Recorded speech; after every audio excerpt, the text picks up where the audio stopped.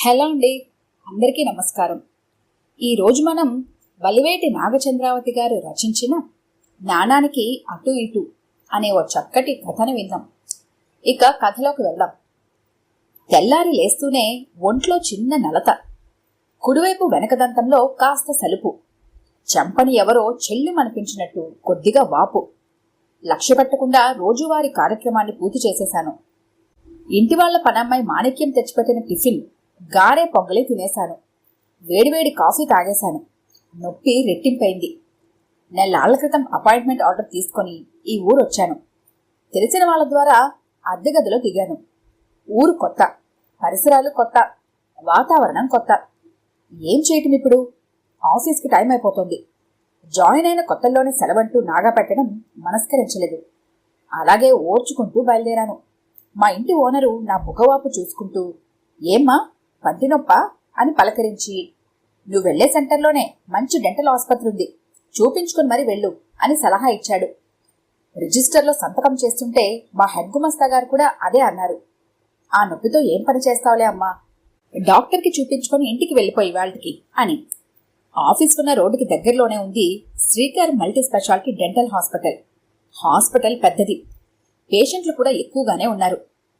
పళ్ళకి ఏ ట్రీట్మెంట్స్ చేయగలరో రాసిన బోర్డులు, అవి చేసిన తర్వాత చేయకముందు తీసిన ఫోటోలు గోడల నిండా వేలాడదీసి ఉన్నాయి. రిసెప్షన్లో అమ్మాయి అపాయింట్మెంట్ ఉందా అంది. అది లేకపోతే ప్రవేశం నిషిద్ధం అన్నట్టు జబర్దస్తిగా. ఊహూ అన్నాను. వీళ్ళంతా అపాయింట్మెంట్ తీసుకున్న వాళ్ళు, వీళ్ళు వెళితే గానీ మిమ్మల్ని పంపించం, చాలా ఆలస్యం అవుతుంది. దానికన్నా ఇప్పుడు మీ పేరు రిజిస్టర్ చేయించుకొని సాయంత్రం రండి అని సలహా ఇచ్చింది. ఉసూరుమంటూ వెనక్కి తిరిగాను. మెడికల్ షాప్లో నొప్పి తగ్గడానికి టాబ్లెట్ కొనుక్కుని ఇంటికి తిరిగి వచ్చాను. సాయంత్రం మాణిక్యం నా గదిలోకి వచ్చింది. ముడుచుకు పడుకుని నన్ను చూసి జాలిపడింది. ప్రస్తుతానికి నా ఏకైక వెల్విషర్ అదొక్కతే. పొద్దున్న ఆసుపత్రికి వెళ్లి తిరిగి వచ్చేసిన సంగతి చెప్పి ఇప్పుడు మళ్లీ వెళ్ళాలి అన్నాను నీరసంగా. అది నా చెంపని పరిశీలనగా చూసింది. ఇంత చిన్నదానికి అంతదాకా వెళ్లటం ఎందుకమ్మా? ఈ పక్క చిన్న బజారు ఉంది చూశారు, అక్కడ నాకు తెలిసిన వంటి డాక్టర్ గారు ఉన్నారు, చాలా మంచోరు, రండి నేను తీసుకెళ్తాను అంది. నా నొప్పిని చిన్నదే కదా అంటూ చులకన చేయటం నాకు నచ్చలేదు. చిన్న ఆసుపత్రి చాలనటం అంతకన్నా నచ్చలేదు. అయిష్టంగానే ఉంది కానీ దాని మాటని కాదనలేకపోయాను. చిన్న బజారు అనే ప్లేసు ఇక్కడికి చాలా దగ్గరే. 4 మెడికల్ షాపుల మధ్యన ఏ ఆడంబరం లేకుండా చిన్న బోర్డుతో ఉన్న పంటి ఆసుపత్రి. డాక్టర్ గారు కూడా చాలా సాదాసీదాగా ఉన్నారు. గట్టి వస్తువేదో నమిలి ఉంటారు. నొప్పి చేసింది, అంతకన్నా ఏం లేదు తేల్చేశారు ఆయన. మందు బిళ్ళ ఏదైనా అడిగింది మాణిక్యం.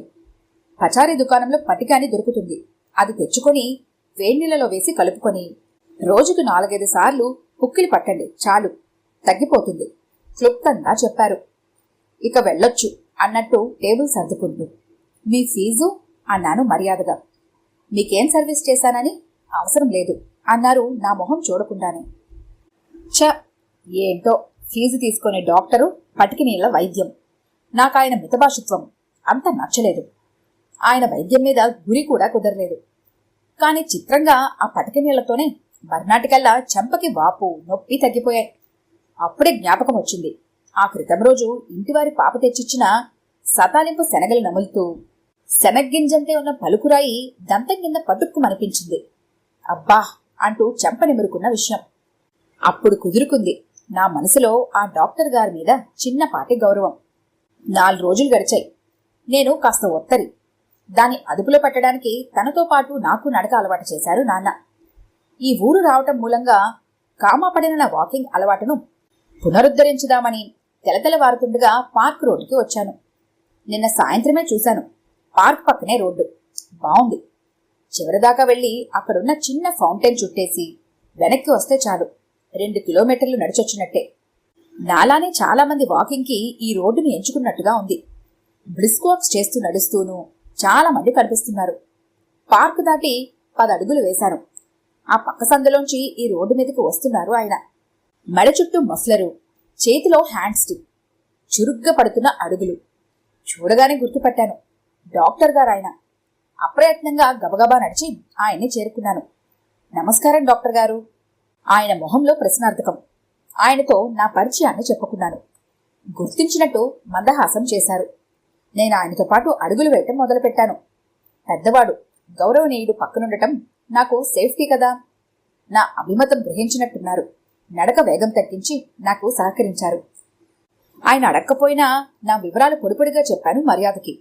అవి ఇవి మాట్లాడుకుంటూ వాకింగ్ పూర్తి చేశాం. వాళ్ల సందు దగ్గర విడిపోయాం. నాకు ఈ రోజు అనిపించింది ఆయన మితభాషకారని, చాలా బాగా మాట్లాడగలరని. మర్నాడు అదే టైము, అదే ప్లేస్. ఆయన చిరునవ్వు నన్ను పలకరించింది. తనతో నడవటానికి ఆహ్వానించింది.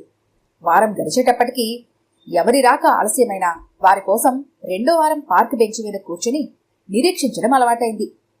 ప్రభాత వేళ చల్లచల్లగా మొహాన్ని తడిమే పిల్లవాయువుల్ని ఆస్వాదిస్తూ మెత్తని స్వరంతో ఆయన చెప్పే మాటలు వింటూ నడక సాగించటం ఎవరో చెప్పినట్టు మంచి కాఫీ తాగిన అనుభూతి. డాక్టర్ గారు చదివింది బీడీఎస్ఏ గాని వ్యక్తిగతమైన అభిరుచితో ఆర్జించుకున్న విషయ పరిజ్ఞానం అపారం. పరిచయం పెరిగే కొద్దీ అది నాకు అర్థమైంది. కరెంట్ అఫైర్స్ కాక ఎన్నో విషయాలు చెప్పారాయన. భుక్తి కోసం ఈ ఊరొచ్చేదాకా అమ్మ కొంగుచాటను పెరిగిన ఆడపిల్లని, వారపత్రికల్లో సీరియల్స్ చదువుకోవటం తప్ప ఏ బరువైన సాహిత్యాల జోలికి వెళ్లరగని సగటు అమ్మాయిని. ఆయన వేదవాగ్మయంలోని గొప్పదనాన్ని, ఉపనిషత్తుల్లోని ఆత్మతత్వాన్ని చెబుతుంటే ఆకలింపు చేసుకునే ప్రయత్నంలో సతమతమయ్యేదాన్ని. చరిత్ర పరిణామాలు, నాగరికత, శుచిగా ఎంతో ఘనమైన సూత్రాలు, పునాదులపైన అమర్చి ఉంచిన మతాలు, మూఢాచారాలు, వెర్రితలలు వివరించేవారు ఆయన. ప్రబంధనాలలోని భావ సౌందర్యం, పురాణ గాథల వెనుక దాగిన వేదాంత రహస్యాలు విప్పి చెప్పేవారు. అన్నిటికీ అతీతంగా హృదయాన్ని పలకరింపజేసే లలిత కళల గురించి, అరవిందుడు, కృష్ణమూర్తి వంటి వారి తత్వాలు, ఉపదేశాలు ఆయన ద్వారానే తెలుసుకున్నాను నేను. ఏది చెప్పినా సంగ్రహంలోనే సమగ్రంగా అర్థమయ్యేలా, హత్తుకునేలా చెప్పగలిగే నేర్పు ఆయనది. రాజకీయాల జోలికి మాత్రం వెళ్లేవారు కాదు. అవి నాకు నచ్చవనేవారు. ఏదేమైనా నేను ఆయనకి అభిమాని అయిపోయాను.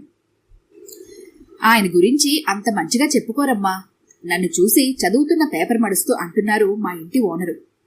ఎవరి గురించి అంకుల్ మీరనేది? ఆశ్చర్యంతో అడిగాను. వాకింగ్ పూర్తి చేసుకుని వస్తూ పాల ప్యాకెట్ ఒకటి తెచ్చుకొని అప్పుడే గదికొచ్చి తాళం తీయబోతున్నాను. ఆయనేనమ్మా ఆ డాక్టరు. ఈ చుట్టుపక్కల వాళ్ళందరూ ఆయనకి దూరంగా ఉంటారు. ఆయన అదో రకం మనిషి అంటుంటారు. నువ్వు ఆయన వెంబడి నడుస్తుండటం 2-3 సార్లు చూశాను. చెప్పాలా వద్దా అని సందేహించాను కాని ఊరుకోలేకపోయాను. ఏమీ అనుకోకమ్మా అన్నారాయన మొహమాట పడుతూ. మంచి మాట చెప్పేందుకు ఎందుకురా అబ్బాయి వెనకా ముందు ఆడ్డం? ఆ పక్కనే కూర్చొని ఆకుకూర బాగు చేసుకుంటున్న వాళ్ళ అమ్మగారు అందుకున్నారు. అది కాదమ్మాయి, పుకారు పుట్టినా, వదంతి రేగినా నష్టపోయేది దెబ్బతినేది ఆడజాతే, గుర్తుంచుకో. పెళ్ళాం పిల్లల్ని ఇంట్లోంచి తరిమేసి అడ్డమైన వాళ్ళని చేరదీస్తాడని పేరు పడిపోయిందట ఆ డాక్టర్కి. నువ్వా ఊరు కాని ఊరు, ఒంటరి ఆడపిల్లవి. కుదురుగా నీ పనేది నువ్వు చేసుకోక అలాంటి సహవాసాలు ఎందుకు చెప్పు నీకు? మసి అంటకుండా ఉండాలంటే పొగచూరిన గోడకి దూరంగా ఉండాలి. పెద్దదాన్ని ఎందుకు చెబుతున్నానో అర్థం చేసుకో అమ్మా. రేపు ఎటుపోయి ఎటొచ్చినా ఫలానా వారింట్లో ఉండే అమ్మాయి అని మా పేరు బయటకొస్తుంది. నా బాధ అదే అన్నదావిడ హితవు చెప్పిన అసలు కారణం వివరిస్తూ. మతి పోతోంది నాకు. సారీ, నాకివేవీ తెలీదు గొనిగాను. పెద్దావిడ ఇంకా చెబుతూనే ఉంది. డాక్టర్ గారి భార్య భర్త పెట్టే టార్చర్ భరించలేక దేవుడా దేవుడా అంటూ కొంప విడిచి వెళ్ళిపోయిందట. విదేశాలకు వెళ్లి చదవాలని అభిలాషించిన చెట్టంత కొడుకుని నీ పూచి నాకు లేదని చెప్పేసి వెళ్లగొట్టేశాడట. నలుగురు ఏమనుకుంటే నాకేమిటన్నట్టు ఇష్టారాజ్యంగా గడిపేస్తున్నాడట. వినే ఓపిక నశించిపోయింది. గదిలోకొచ్చి పడ్డానెలాగో. అప్పటి నా పరిస్థితి ఇదమిద్దమని ప్రత్యేకించి చెప్పలేను. అమాయకంగా ఉన్నాదనుకున్న రూపం గాడ్సేదని తెలిసినప్పటికీ షాక్ లాంటిదది. ఎంత గొప్పవాడని భ్రమపడ్డాను. మనసులో ఎంత ఉన్నత పీఠం వేశాను. ఆయన చెప్పే మాటల్లో ఎన్ని ఆదర్శాలు కురిసేవి, ఎంత సంస్కారం దొరలేదని. అన్ని గ్రంథాలు తిరగేయటం, అన్ని న్యాయాలు ధర్మాలు తెలుసుకోవటం ఇతరుల దగ్గర వల్లించడం కొరకేనా? చేదు తిన్నట్టుగా ఉంది. మర్నాటి నుంచి వాకింగ్ మానేశాను. నెల్లోపల గది మార్చేశాను. అంతేకాని ఏమయ్యా నీకిదేం బుద్ధి అని ఆయన నిలదీయాలని మాత్రం నేను అనుకోలేదు. చెప్పానుగా నేను అతి సామాన్యురాలైన ఆడపిల్లనని. ఈ రోజు నా బర్త్డే. చేతిలో ఓ 5 స్టార్ పెడుతూ అంది కిరణ్మయి. ఆఫీసులో పనిచేసే ఆడవాళ్లలో మేమిద్దరమే దగ్గర వయసు వాళ్ళం. నేను చాలా మెతక, తను మహా చలాకి, వ్యతిరేక దిశల వంటి వాళ్ళమనుకుంటా. మా ఇద్దరి మధ్యన టచ్ ఎక్కువ. Many many happy returns of the day చిరునవ్వుతో గ్రీటింగ్స్ చెబుతుంటే, సాయంత్రం ఓ చోటుకి తీసుకెళ్తా, వస్తావా అంది. తల్లూపాను. 5 తర్వాత ఆటోలో బయలుదేరాం. తోవలో చెప్పింది వృద్ధాశ్రమానికి వెళ్తున్నామని. మధ్యలో ఆగి స్వీట్స్ ఫ్రూట్స్ తీసుకుంది. పండగలప్పుడు, ఇలా ఏదైనా విశేషమున్నప్పుడు హోటల్స్కో పిక్నిక్ స్పాట్స్కో వెళ్లటం కంటే ఇలా ఆ వృద్ధుల మధ్య, అనాథ పిల్లల మధ్య గడిపి రావటం తనకు చాలా తృప్తినిస్తుందట. ఎంత మంచి అలవాటు! ఆశ్రమం అంటే నింగిని తాకే వృక్షాల మధ్య పర్ణశాలల్లాంటి ఇల్లుంటాయనుకుంటే పొరపాటే. పెద్ద బిల్డింగ్ అది. చుట్టూ బోలెడు ఖాళీ స్థలం, పద్ధతిగా పెంచుతున్న మొక్కలు. రామలక్ష్మి గారు తన సొంత ఆస్తి అమ్మేసి అన్ని వసతులతో కట్టించారు ఆశ్రమం కోసం, చెప్పింది కిరణ్. రామలక్ష్మి గారంటే ఈ ఆశ్రమాన్ని స్థాపించటమే గాక దీని నిర్వహణ కూడా తలకెత్తుకున్న వ్యక్తి అట. ఇంకొకటి చెప్పనా, రామలక్ష్మి గారు మా అమ్మకి చిన్ననాటి స్నేహితురాలు. నేనావన్నీ పిన్ని అని పిలుస్తా తెలుసా? ఏదో గొప్ప విశేషం చెబుతున్నాననుకున్నప్పుడు కిరణ్ కళ్ళు మెరుస్తాయి. నవ్వుకున్నాను. లోపలికి వెళ్ళాం. నేనేమనుకున్నానంటే, జవసత్వాలు సన్నగిల్లి మరణం కోసం ఎదురుచూస్తూ ముడుచు కూర్చున్న ముసలివారిని చూస్తుంటానో అనుకున్నాను. కానీ లోపల దృశ్యం వేరేగా ఉంది. ఓ ఉమ్మడి కుటుంబంలాగా వరసలతో పిలుచుకుంటూ, కబుర్లాడుకుంటూనే పనులు చేసుకుంటూ, చేసుకోలేని వారికి చెయ్యందిస్తూ, చీకు చింత లేనట్టు వాళ్ళని చూస్తుంటే ఆశ్చర్యంగానే కాదు, ఆనందంగా అనిపించింది. ఇదంతా మా పిన్ని దక్షత అంది కిరణ్. కిరణ్ని చూడగానే అంతా దగ్గరికొచ్చి పలకరించారు. అన్నాలైందమ్మా నువ్వు వచ్చి అంటూ చేతులు చెంపలు తాకి ఆప్యాయత చూపించారు. చూసావా నేనెంత ఫేమస్సో అన్నట్టు కళ్ళెగరేసింది కిరణ్. తెచ్చిన స్వీట్లు పళ్ళు పంచిపెడుతుండగా, లక్ష్మీ తల్లికి ఒంట్లో బాలేదమ్మా అన్నారు ఎవరో. కంగారు పడిపోయింది కిరణ్. ఏంటి, పిన్నికి బాలేదా? పద పద అంటూ చేతిలో మిగిలినవన్నీ ఇంకొకరి చేతిలో కుక్కి నా చెయ్యి పట్టుకుని లాక్కుపోయింది గబగబా. బిల్డింగ్ వెనకపక్క అవుట్ హౌస్ లో ఉంటున్నారట రామలక్ష్మి గారు. మేం వెళ్లేసరికి మంచం మానించి ఉన్న గోడకి దిండు వాలుగా వేసుకుని కూర్చొని ఉన్నారు ఆవిడ. కాషాయ రంగు కాటన్ చీర, మెడలో రుద్రాక్షలు, నుదుట ఎర్రని కుంకుమ. ఏ ఆభరణమూ ధరించకపోయినా మొహంలో విరిసిన సౌమ్యత కారణంగా సర్వాలంకృతమైనట్టుగా ఉన్నారు ఆమె. వెళ్తూనే నిష్ఠూరాలాడడం ఆరంభించింది కిరణ్. తనకి ఫోన్ అయినా చేయలేదని మందహాసం చేశారు రామలక్ష్మి గారు. కొంచెం జ్వరం, దానికెందుకింత కంగారు అన్నారు మెత్తగా. 2 కుర్చీలు మంచానికి దగ్గరగా లాక్కొని కూర్చున్నాం. పరస్పరం పరిచయాలు చేసింది కిరణ్. తను నా ఫ్రెండ్ ఉషా, ఈమె మా పిన్ని రామలక్ష్మి గారు. ఈవిని గురించి మా అమ్మ ఏమంటుందంటే, కళ్ళల్లో పెట్టుకుని చూసుకునే భర్త, బంగారం లాంటి కొడుకు, ఏ లోటు లేని ఇంత చక్కటి సంసారము, పైగా సుఖపడలేక పనిమాల ఆశ్రమం వృద్ధులు అంటూ ఇంత పెద్ద కుటుంబాన్ని సేకరించుకొని నెత్తికెత్తుకుని మోస్తుందంటే ఈవిడ అని ఆగి, ఏం పిన్ని సరిగ్గానే చెప్పానా అంది ఆవిడకేసి తిరిగి. తెచ్చిపెట్టుకున్న కోపంతో కసిరినట్టు చూసి అంతలోనే నవ్వేశారు. నేను వాళ్ళని బరువు అనుకోవటం లేదమ్మా. చిన్నప్పుడు అమ్మ, నాన్న, బామ్మ, తాతయ్యలన్నా చాలా ఇష్టంగా ఉండేది. ఎప్పుడు వాళ్లతోనే ఉండిపోవాలని ఎంతో ఆశపడేదాన్ని. అప్పుడు అలా కుదిరింది కాదు. ఇప్పుడు వృద్ధుల్లో వాళ్ళని చూసుకుంటూ ఆ కోరికని తీర్చుకుంటున్నానంతే, తేలిగ్గా అన్నారు ఆవిడ నాతో. కాస్త నీరసంగా ఉన్న ఆవిడ మొహంలో ఎంత ప్రశాంతత! గడుపుతున్న జీవితం పట్ల గొప్ప సంతృప్తి పొందుతున్న వారి మొహంలో కనబడే ప్రశాంతత అది. పూజ కోసమే పూసిన దేవపారిజాతంలా పవిత్రంగా కనిపిస్తున్న ఆమెను పదే పదే చూడాలనిపిస్తోంది నాకు. Good evening Kiran, how are you? పరిచితమైన కంఠస్వరం. చటుక్కున పక్కకి తిరిగాను. చేతిలో ట్రేలో గ్లాసులు. పక్కనున్న కిచెన్లోంచి వస్తున్నారు ఆయన. ఎవరు? డాక్టర్ గారు. నిర్ఘాంతపోయాను.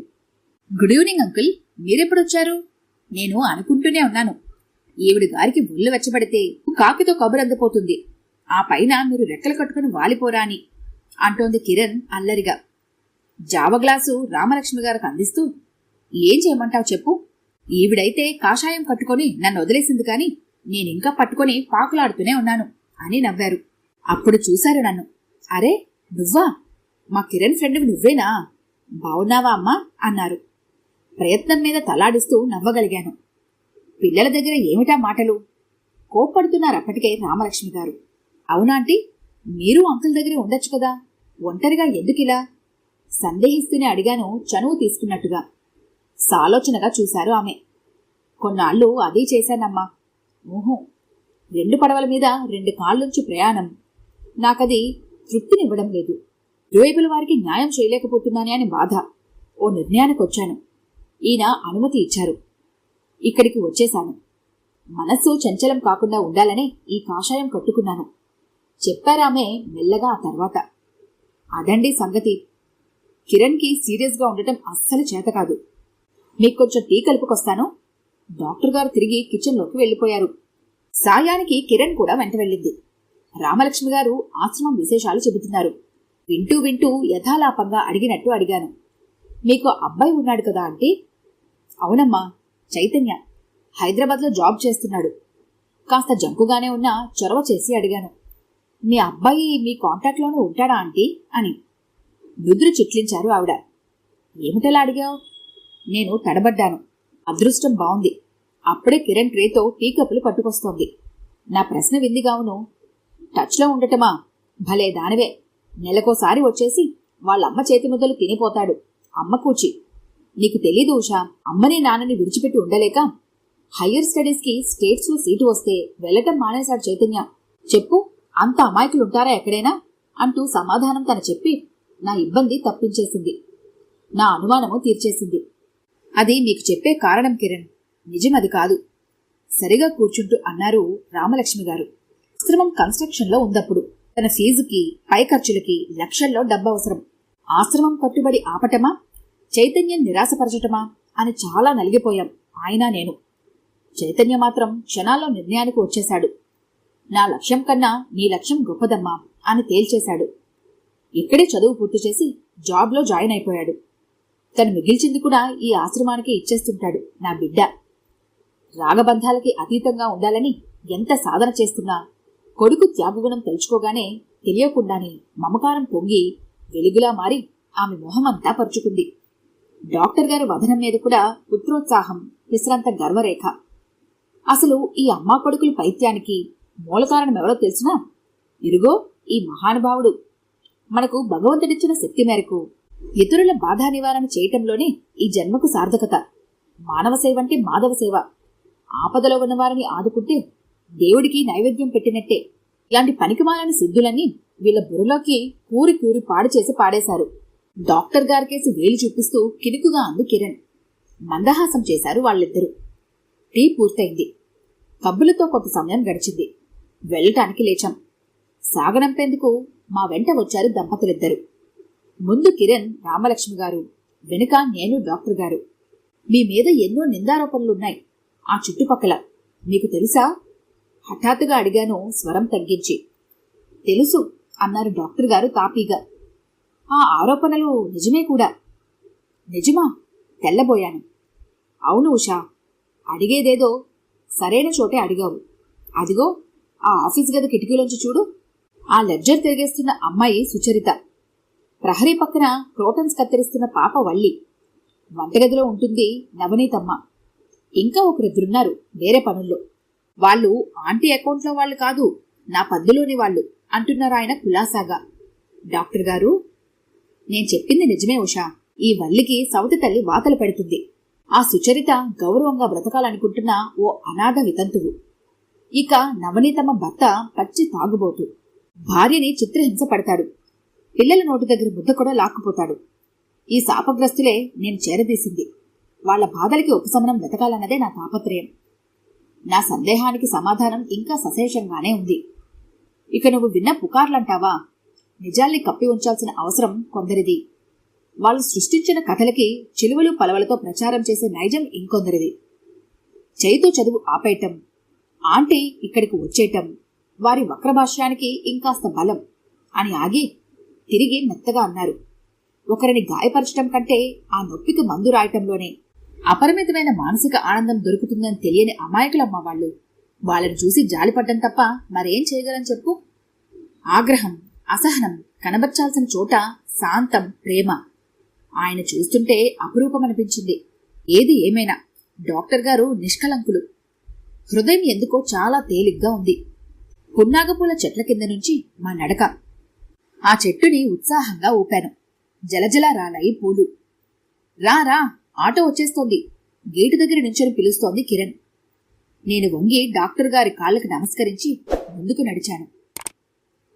ఈ కథ కనుక మీకు నచ్చినట్లయితే లైక్ చేయండి, షేర్ చేయండి. మరిన్ని ఇంట్రెస్టింగ్ కథల కోసం మా ఛానల్ని తప్పకుండా సబ్స్క్రైబ్ చేసుకోండి.